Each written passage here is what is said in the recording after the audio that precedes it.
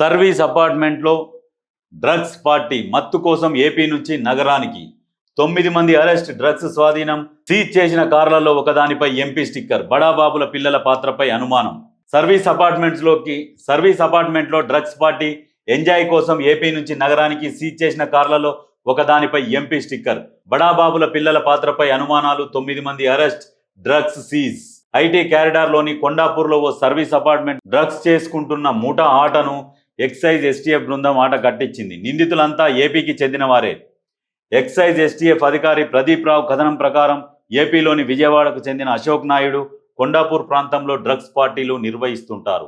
ఏపీకి చెందిన Kengar Rahul Unnati Emmanuel alias Anil alias Praveen Kumar alias Mannela నుంచి ఇతను డ్రగ్స్ అంటే ఏవి అంటే OG kush, magic mushroom, charas, LSD blots, గంజాయి కొనుగోలు చేస్తూ సర్వీస్ అపార్ట్మెంట్లలో డ్రగ్స్ రేవు పార్టీలు ఏర్పాటు చేస్తుంటారు. ఈ క్రమంలో కొండాపూర్ జేవీజీ హిల్స్ లోని ఓ సర్వీస్ అపార్ట్మెంట్ ను బుక్ చేసుకున్నారు. విజయవాడ, మంగళగిరి, కాకినాడ, రాజమండ్రికి చెందిన సమ్మెల సాయికృష్ణ, నాగెల్ల, లీల మణికంఠ, హిల్టన్, జోసెఫ్ రోల్స్, అడప యశ్వంత్, శ్రీదత్త, తోట కుమారస్వామి, నందసమంత్ తేజలను పార్టీకి ఆహ్వానించారు. వీరంతా పార్టీలో ఉండగా ఊపందుకున్న ఎక్సైజ్ ఎస్టీఎఫ్ బృందం దాడి చేసి అశోక్ నాయుడు అతని కస్టమర్లను అరెస్ట్ చేసి వారికి డ్రగ్స్ పరీక్ష నిర్వహించగా పాజిటివ్గా తేలింది. నిందితుల నుంచి 2.08 కిలోల గంజాయి, 50 గ్రాముల ఓజీ కుష్, 11.57 గ్రాముల మ్యాజిక్ మష్రూమ్, 1.91 గ్రాముల చెరాస్,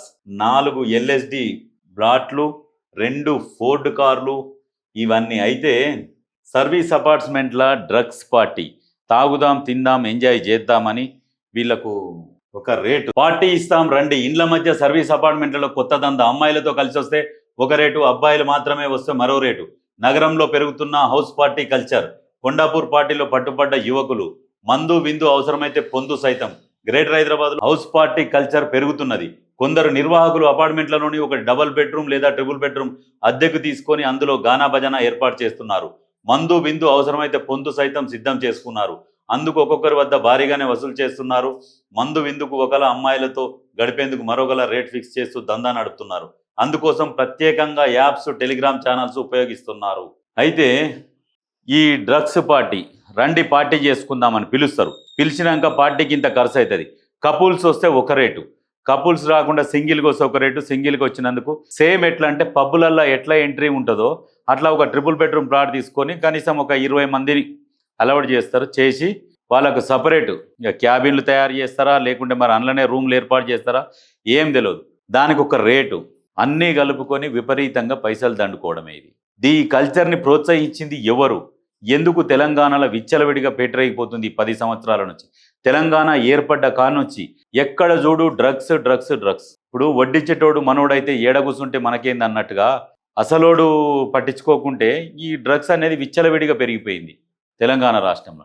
ఆ మధ్యన సినిమా హీరోలు వాళ్ళు దొరికిరు, హంగామా చేసిరు, వదిలేసేసరికి ఈ డ్రగ్స్ వాడుతున్న వాళ్ళకు, అమ్ముతున్న వాళ్ళకు చాలా ధైర్యం పెరిగి ఇంకా ఇష్టం వచ్చినట్టు వాడుతురు.